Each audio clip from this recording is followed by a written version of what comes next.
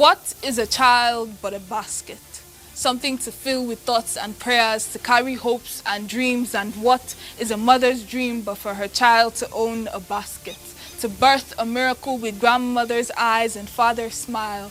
Decades of sacrifice echo in that first cry, as though to say, I am here now. You did it. You danced with balled fists and knobby knees to the tune of all that was expected of you. You gritted your teeth and bit your tongue as they spoke over you. As their dreams laid bones in your belly, you did not fight. You did not complain. You did not tell them of the nights you woke screaming or the nights you sat in vigil mourning the loss of your dreams, watching them evaporate, turn to smoke, a clear cry for help that they did not see because they could not see you. No, they were too busy celebrating the birth of a new dream, the gift of a new basket to fill with more thoughts and more prayers. And you dream turned dreamer, you tied your mother's wrapper across your chest, held your hopes in your arms as you rocked back and forth and back and forth, trying to soothe the hunger. You sang lullabies, the same gentle melodies that lined the lips of the women in your family, vessels overflowing with voices that knew nothing of being heard until they learned to sing. But you never wished to be like the women in your family, so you sang quietly, with whispered promises of something better, something other than this endless emptying of self. You stared at your reflection in the mirror, willing it to speak, to give you instructions on how to become yourself again. You stood there, unblinking, unyielding, praying, hoping, waiting for a sign, a miracle, something, anything to prove that you were more than just another basket. Because deep down, you knew that you were. My name is Munachi Okafo. I am a spoken word artist and poet. I won the IMI Poetry Slam that happened in February of 2025.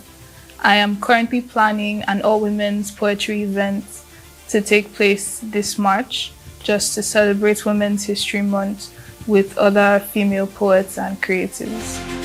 Titilope especially is somebody that I particularly admire. I've always admired her. In fact, her work sort of influences the way that I write in a very big way. Some people have said she inspired me to release my first poetry album, which I released last year.